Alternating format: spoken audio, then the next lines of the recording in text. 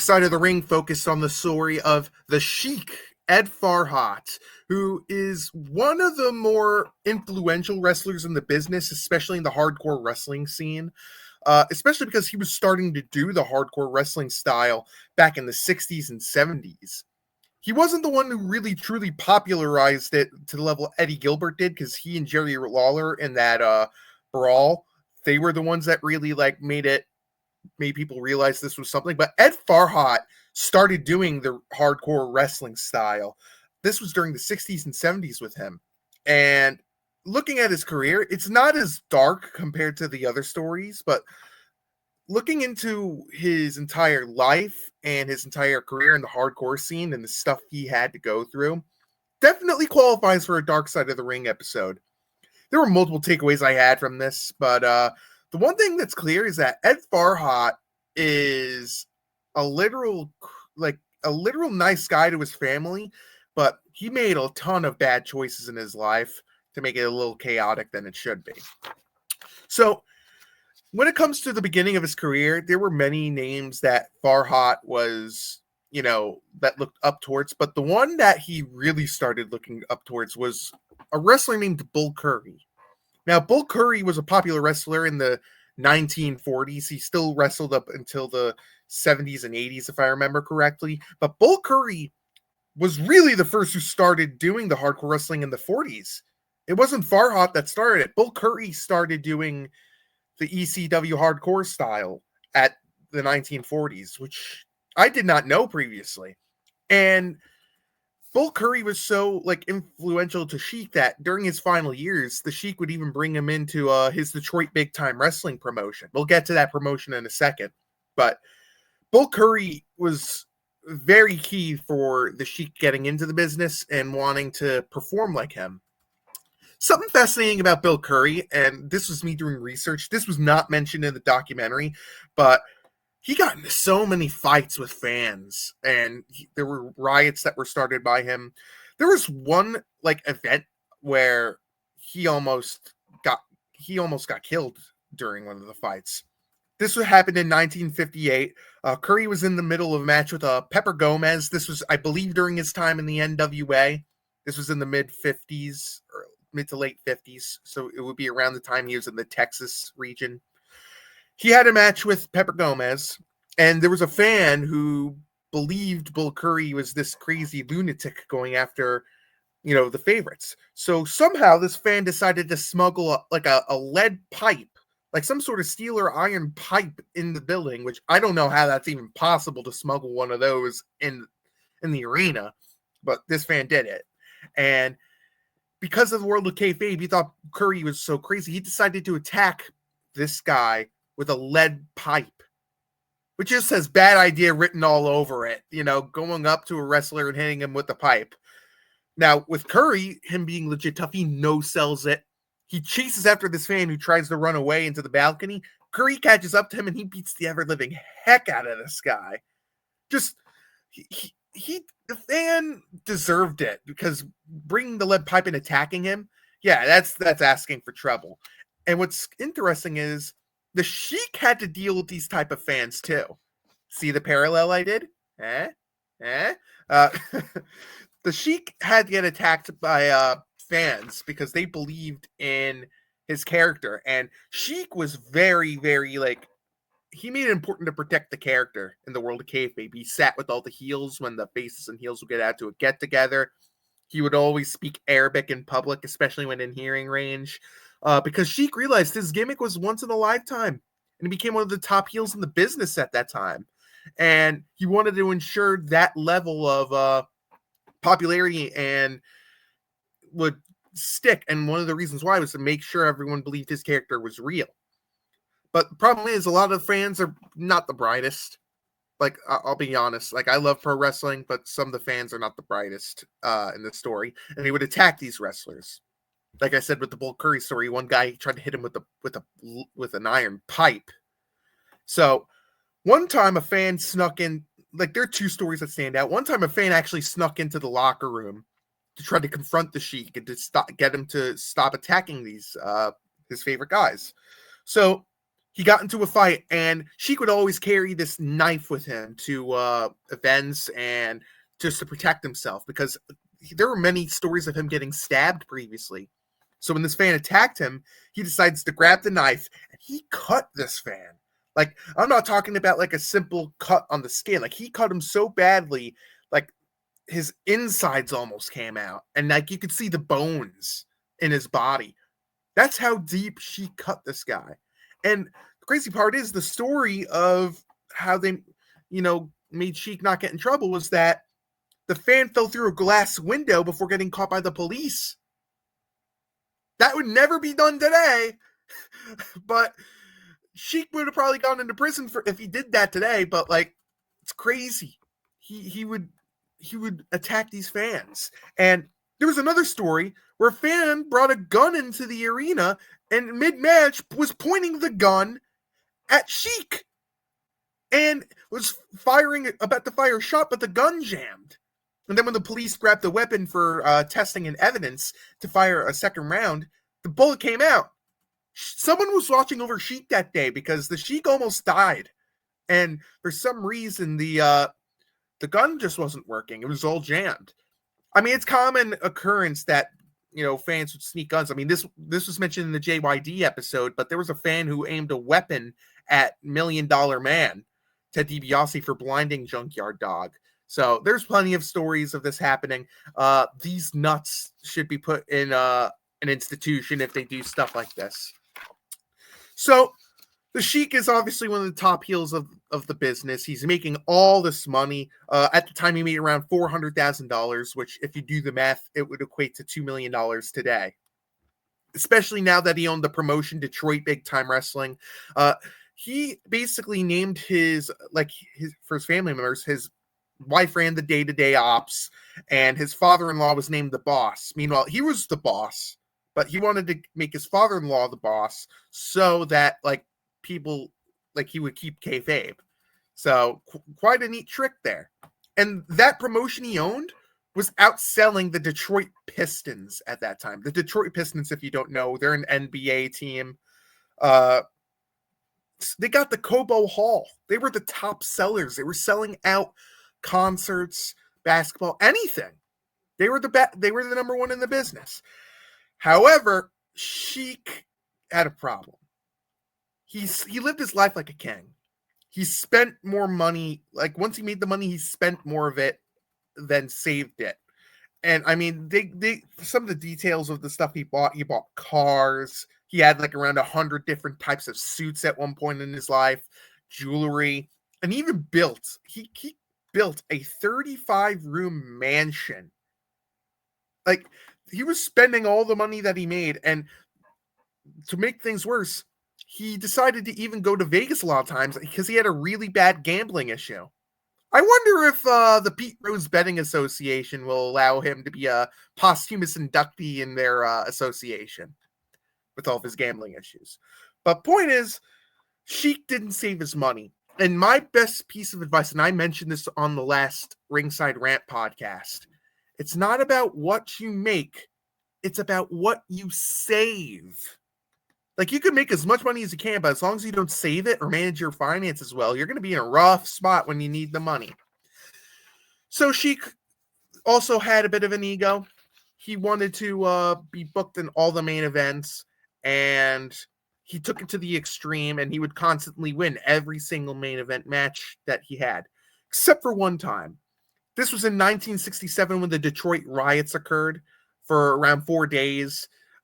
And Sheik wanted to put over Bobo Brazil, who's an African-American professional wrestler, because he wanted to settle the tension in Detroit and to give the pro wrestling fans something to, be happy about. It's sort of like a peaceful thing. So he had Bobo Brazil pin him to win the championship. But a problem, that didn't last long. It only lasted 2 weeks, and then Sheik regained the belt.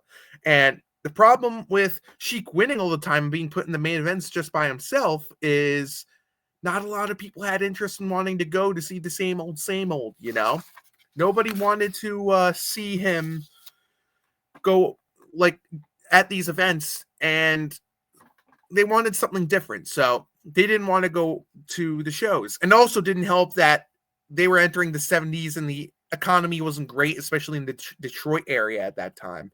And low attendances were just commonplace nowadays. The Sheik would stiff wrestlers on pay. Even Bruno Sammartino, who Sheik apparently said he would pay $2,000 to Bruno to come wrestle for him. He only gave him $800, and that pretty much was the end of the nail for them when Bruno left. He no-showed, and then the Cobo Hall, they lost the Cobo Hall in the 1980 time frame, and the promotion went belly under. So Sheik had to go back into Japan, and he made his money back. He financially made himself much more secure. And then came the fact that his bookings were drying up. And he also burnt a lot of bridges as his time as the promoter. So he decides to transition into training. And the two names that he trained, and everyone knows that he trained, were his nephew Sabu and Rob Van Dam. This wasn't mentioned either, but he also trained Greg the Hammer Valentine. He trained Scott Steiner. He also trained independent wrestler Machine Gun Mike Kelly. But Sabu and RVD are the most common known trainees from the Sheik. And Sabu's story of getting into the business and it's still eerie, seeing Sabu in this, because he passed a few days before this episode aired. So we'll get to why it's much more eerie later in this video. But Sabu getting into the business was a crazy one, because when he was 19 years old, he actually got shot in the face, in his mouth. And apparently while healing up from his injuries, he realized, yeah, I think it's time for me to be a professional wrestler. Crazy. You get shot and all of a sudden you're like, yeah, I want to go be a pro wrestler. It's crazy with why he wanted to go in. So Sabu and Sheik would go to a cabin for training. And what's interesting is he mainly did chores for most of the time there. He broke down the ring. He set it up multiple times. He was washing cars. He was cleaning the cabin, even though it was clean, and many other things. Sabu never questioned it, never asked why, but he did what he was told and eventually stepped into the ring and he got trained. And with Sabu getting trained by Sheik, he recommended another trainee, Rob Van Dam. That's right, RVD was trained by Mr. Sheik, Ed Farhat. And it's clear that they were close with each other. They took him in and he sort of kind of became a cousin from another mother type of relationship. So RVD, when he came in to first meet Sheik for training, Sheik immediately was grabbing him, choking him around the corner, and he would even bite his nose, which is kind of creepy. They would bite his nose during their first meeting with each other, but there have been plenty of stories of pro wrestlers biting people. I mean, an example that comes to mind is when I think it was Haku bit someone's nose off in a fight at a bar, if I remember correctly. But the point is, there's plenty of stories about that. So RVD, kept training with him, and he eventually joined the business. But while training, Sheik had the itch to want to go back into pro wrestling. So in comes Frontier Martial Arts Wrestling, FMW. I mean, this was covered also in the FMW at Sushi Onita episode, but more details about the Sheik's fire match were revealed in this episode. If you don't know, Sabu Sheik were facing at Sushi Onita in a professional wrestler named Tarzan. They were going to do a fire match, which is sort of like an Inferno match where the ring was surrounded by fire. But the problem was this wasn't planned, and they decided to stupidly do this type of stipulation outside where the wind was crazy, and it was poorly done. And the problem with it being outside was the fire was surrounding the ring, and the smoke, because of the wind, it got so bad that they had to stick into the middle of the ring just to get oxygen. And the problem with that was the ring was melting. The logo in the middle of the ring was melting so badly. And Sabu and Tarzan got out of the ring, but it was Sheik and Onita who stayed in the ring. Eventually both got out, but Sheik got severely burned. He had third-degree burns.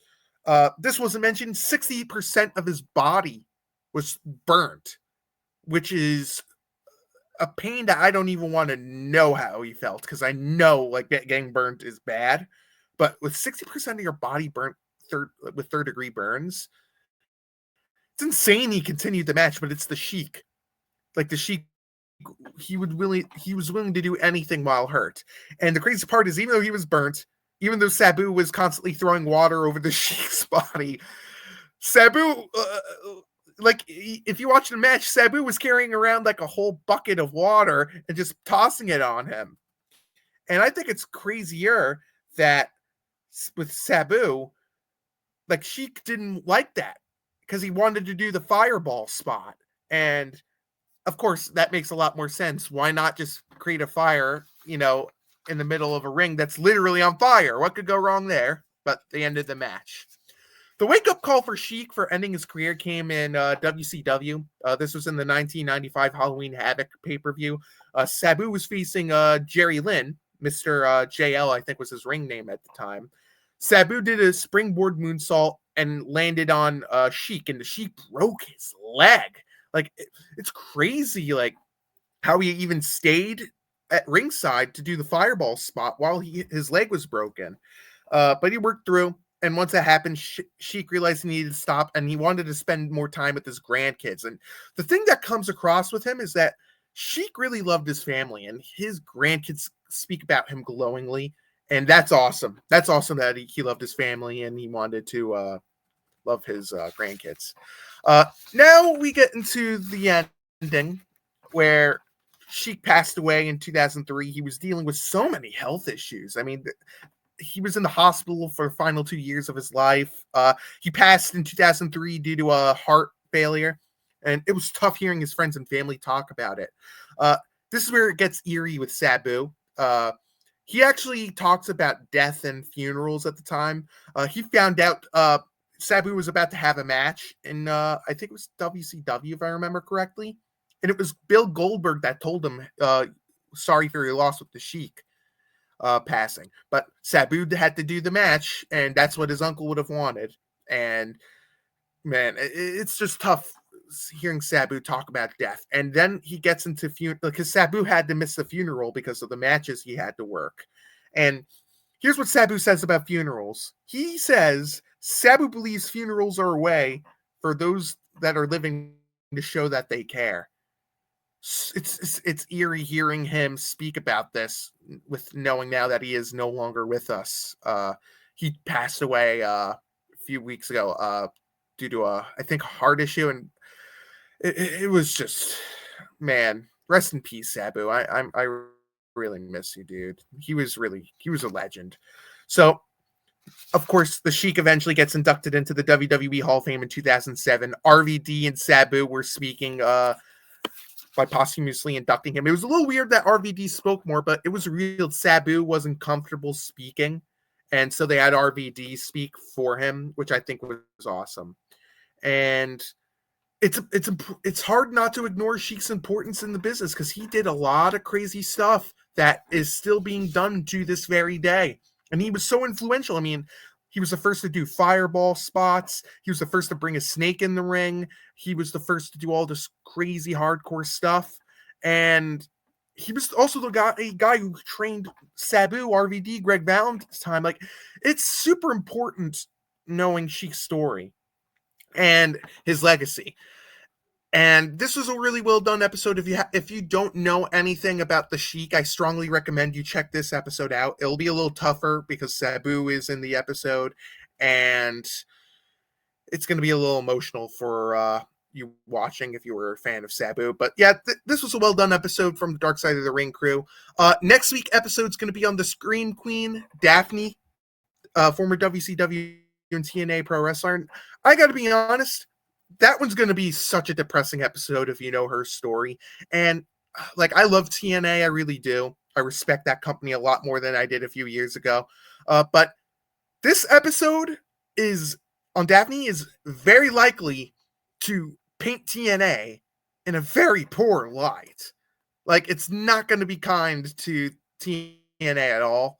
And like, they got to get themselves prepped with their PR team, because if Dark Side of the Ring tells the full story with Daphne, TNA ain't going to come out of it well. So that's my episode on review of the Dark Side of the Ring episode for the Sheik Ed Farhat. I'll see you back next week with my review on the Daphne episode. So I hope you like this episode. Don't forget to give a like, subscribe to the channel. The Ringside Rant crew will be live on Monday for the live Raw reaction that we usually do every week, and on Thursday at 8 o'clock p.m. Eastern time for Ringside Rant's normal podcast. And we will be live for Saturday night main event. We'll live react to the entire show. So hope you enjoyed. Have a good day. Like, subscribe. Don't forget to check out StadiumRant.com. We cover everything NFL, MLB, anything sports related. We cover it there. I hope you enjoyed this episode. And if you're not down with that, we got 2 words for you. Acknowledge us.